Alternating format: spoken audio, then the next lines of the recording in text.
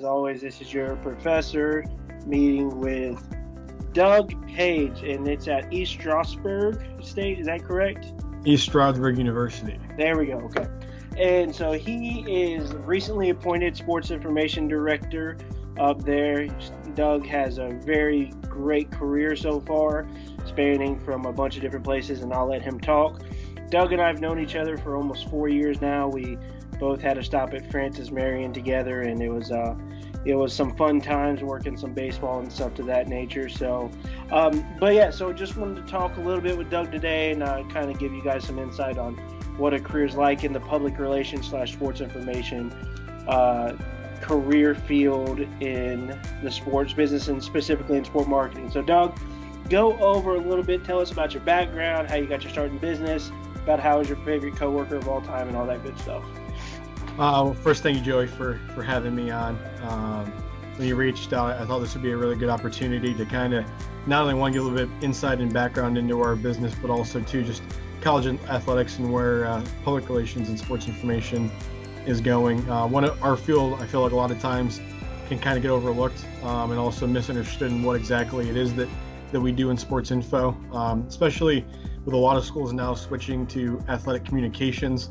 Some schools still staying as sports information offices. We do the same exact thing. It's just one of those things now with how social media, new media, digital media is coming in.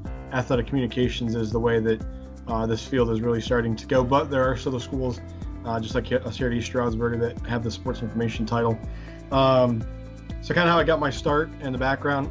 From New York, a small town called Elmira, New York. People would probably know the bigger cities that are around us in Binghamton and Syracuse. Also not that far from Buffalo, and that's where I went to college.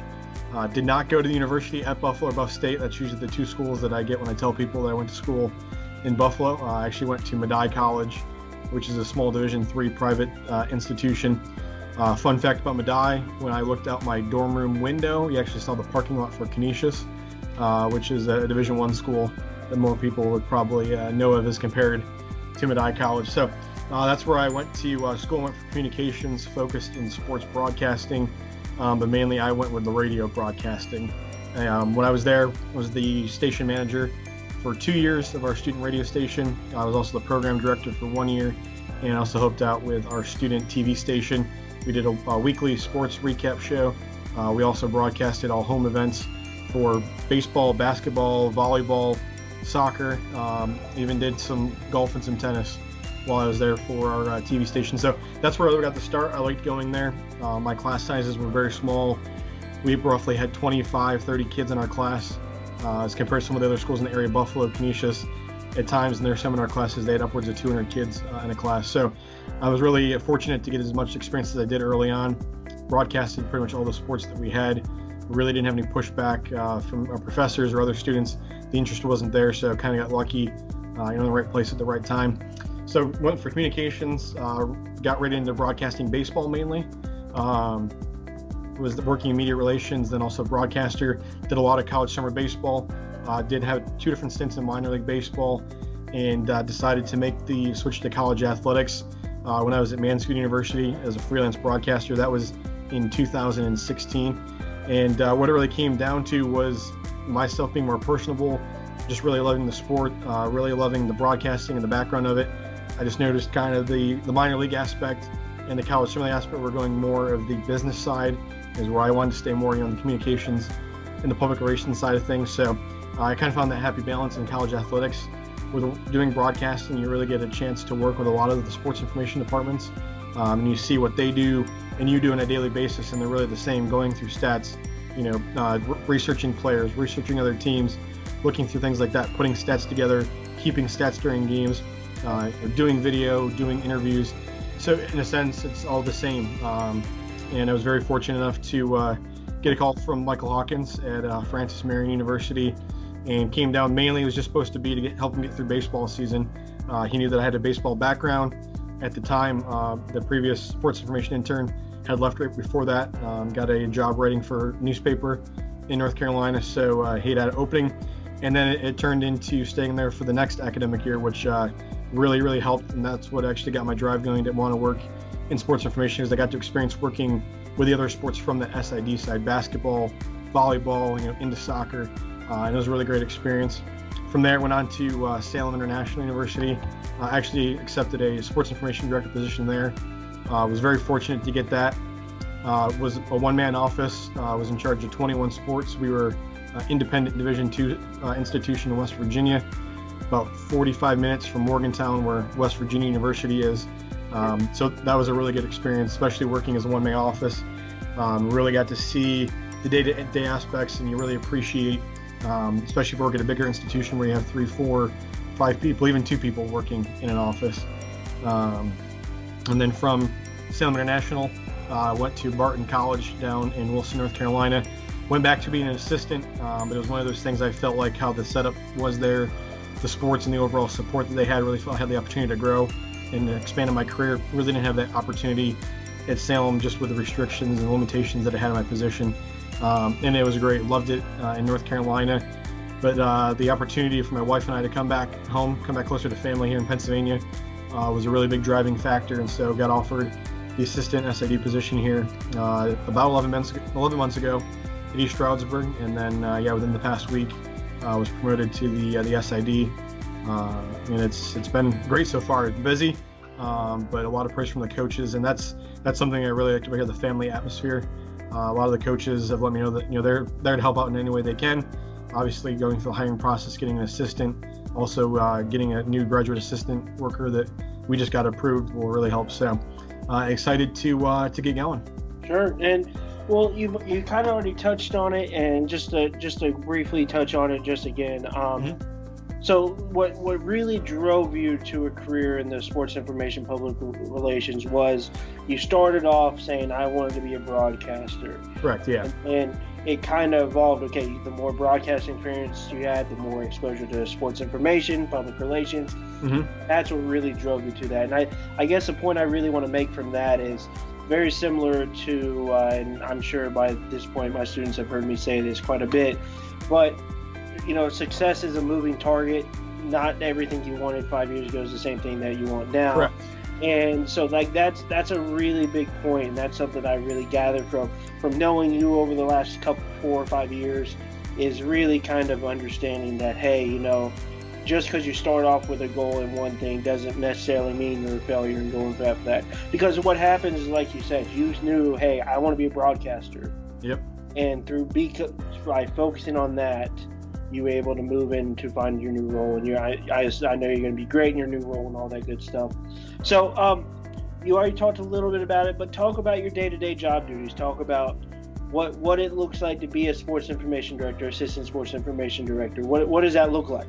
Well, if I showed you what my desk looked like a couple days ago, getting ready for fall sports coming up, that'd probably be a good indication. But no, right now it's a lot of the tedious work right now. Getting rosters ready, getting rosters printed, getting your football programs ready, getting programs ready for field hockey, for volleyball, making sure that coaches, with students coming back this weekend, actually setting up days for photo shoots, for headshots, for team photos. With football this year, we're going to try and work a little bit of video and green screen action shots and pictures in with our video board that we have here for football. Just really preparing for the season at this point. Obviously, the other things that come along with it now, having been promoted, also have to go through a search committee and get ready for a hiring process. So it's going to be my first time, on chairing a hiring committee. I'm going to work with a couple other coaches that we have here, also one of our administrators, to get an assistant hired. So have that along with getting ready for the sports.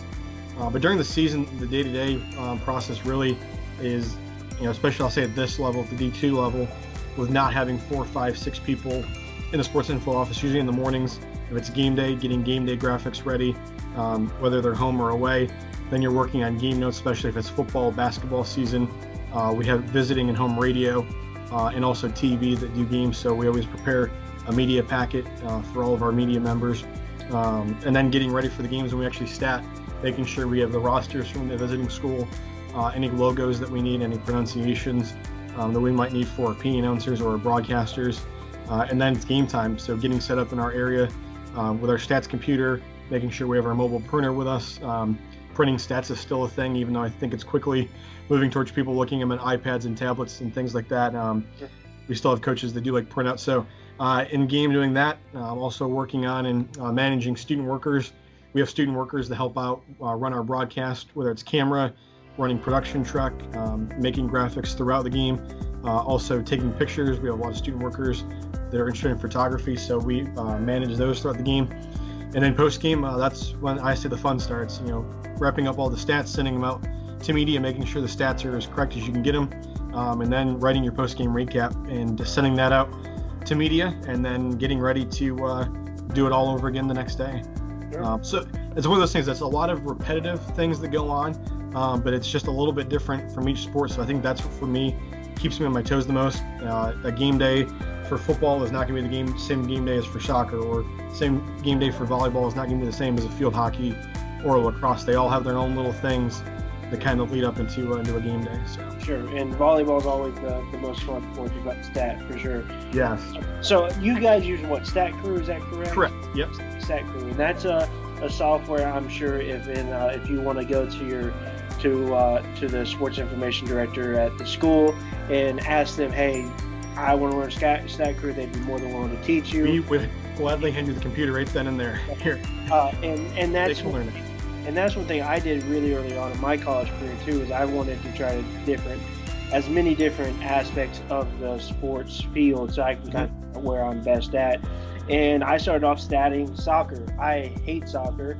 No offense to anyone that's soccer, but soccer's just not my thing. But I learned how to Stat Crew from that, and then once I did a good job with that, I did stat of the games for baseball, softball, which are sports I enjoy, and then it led to writing articles for tennis. So it's a really easy way for you to. There's really practical, quick ways for people, especially students, to really get a grasp on this field, see if there's something you'd want to be interested in doing. So, and to build on that, what's the difference between public relations and sports information? Because in this class, we're talking mainly about public relations, but sports information is a part of that public relations. Yeah. So there's some differences and similarities. So what are some of those similarities and differences? I mean, I would say the big one is obviously the physically statting the games. That's the biggest misconception that people sometimes get about our field, is that we just write the stories, we just put the rosters up on the website, and we just, put the pictures up, we take pictures, edit pictures, and that's it. So that's what I would say the big thing is that, statting the games.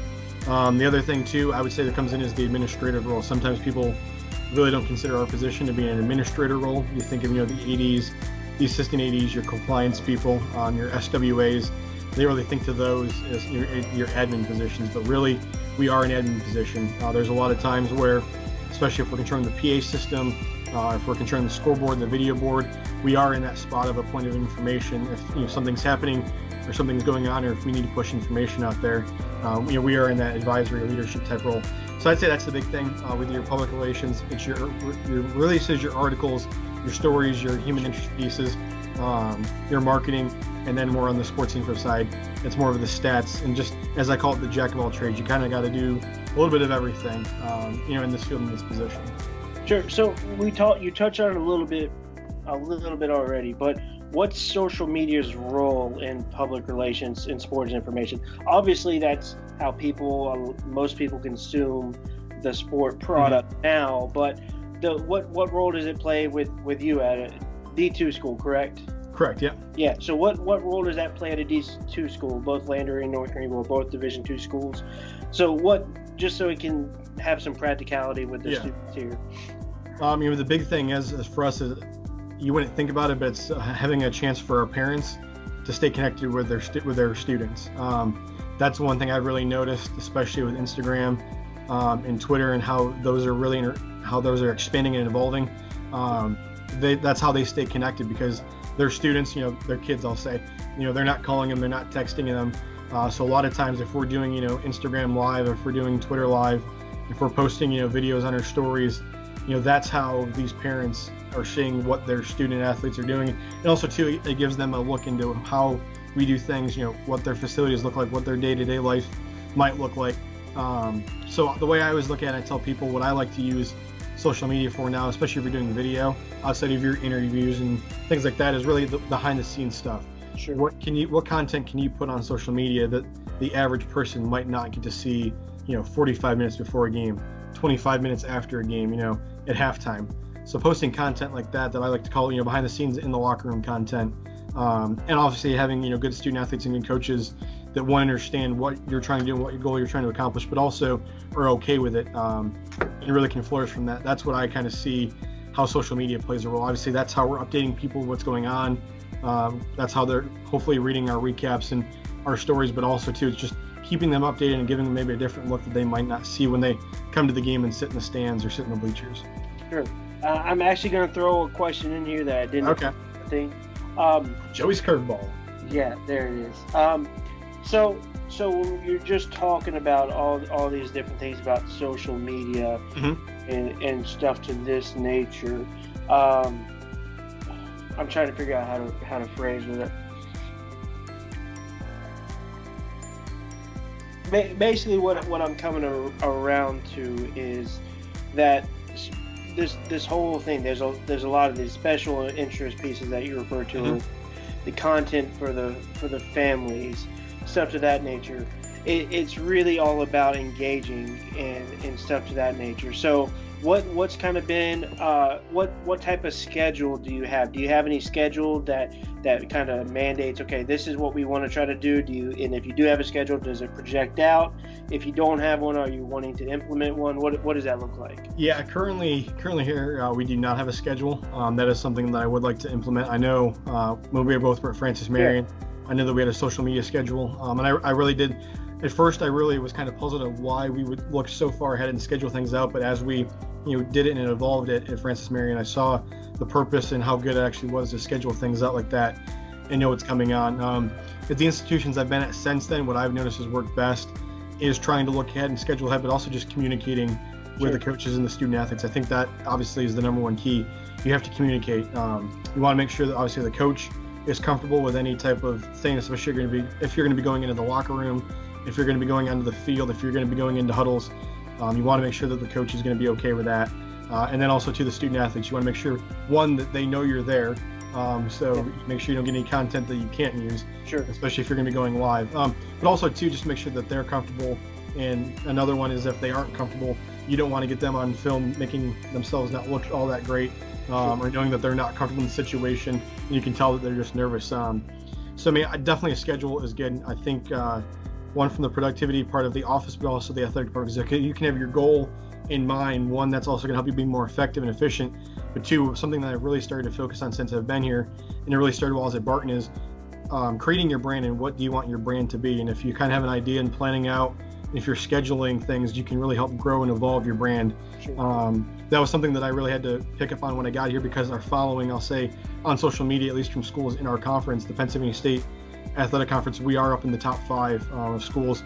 We're in a 17 team conference right now, so we're in the top 5 social media wise, and Twitter and Instagram is really where a lot of our followers and attraction goes. Like I said, I told somebody the other day, I posted a picture of our new turf that we got in our baseball field. That's all it was the baseball field, and we got like 300 likes on it.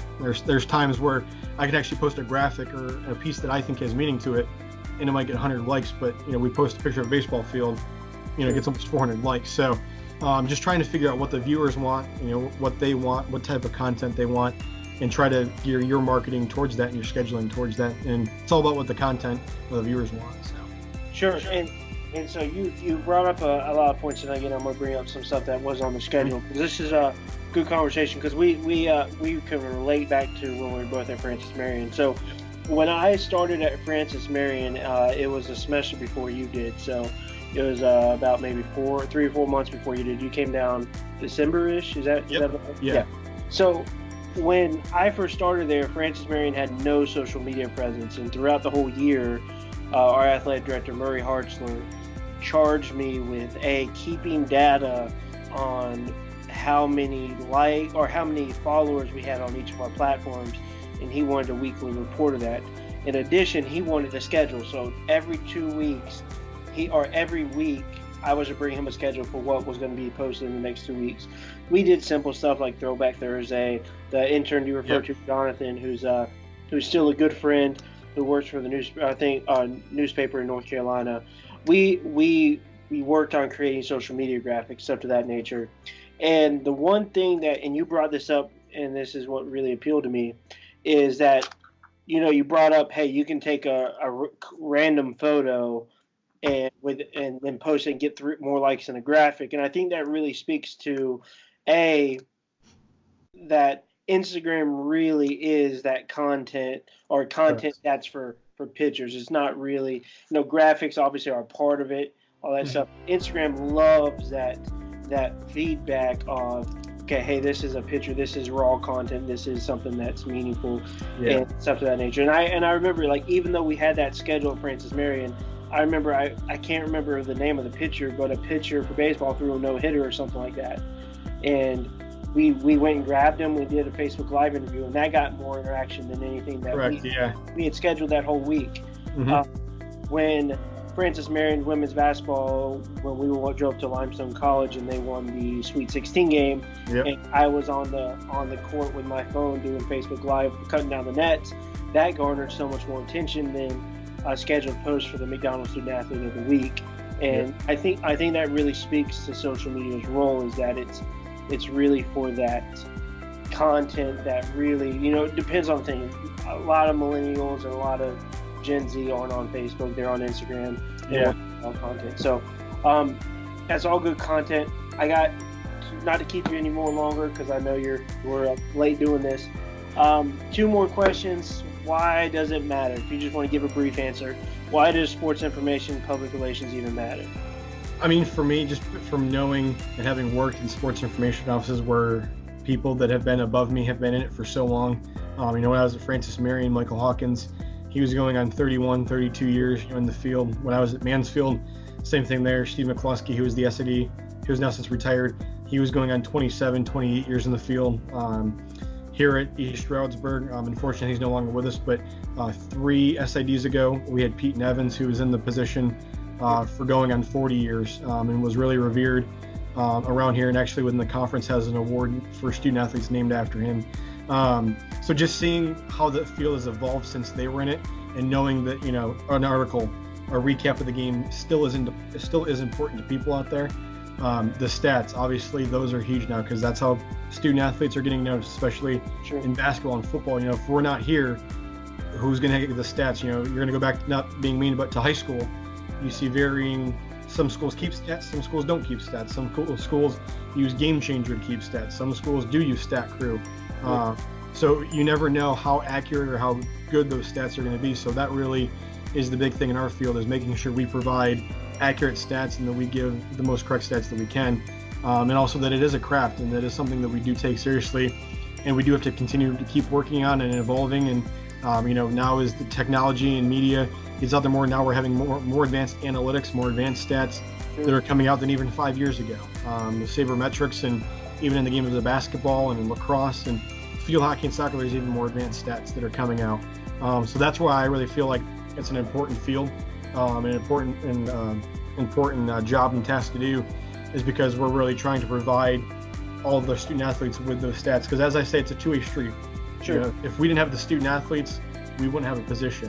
But I feel in the same way as if the student athletes didn't have us, how would they be able to continue to grow themselves and get new contracts and sign deals if they didn't have stats to show for it?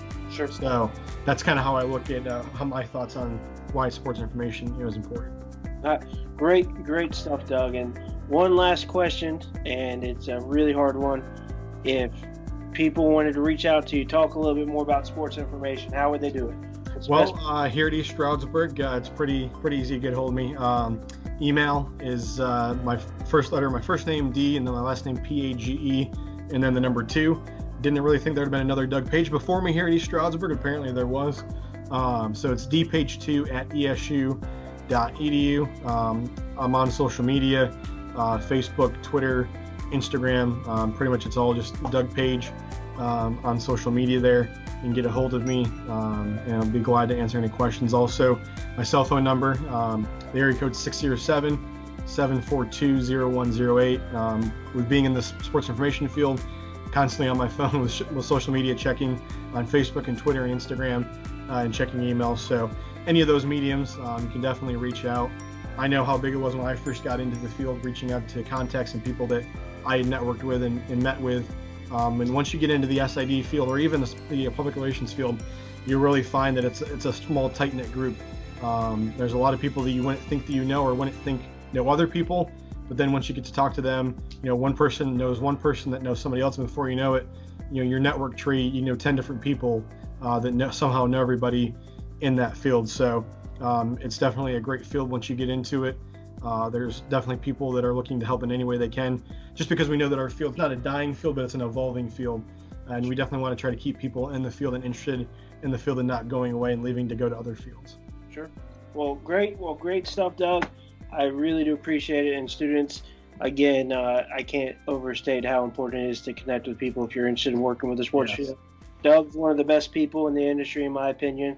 I've obviously known him probably for a lot longer than most other people. So, but Doug's great. Reach out to him. If you forget his number or anything like that and want to reach out, I'll be happy to make the connection to you. Thanks, Doug. I appreciate it, man. Thank you, Joe. I really appreciate it.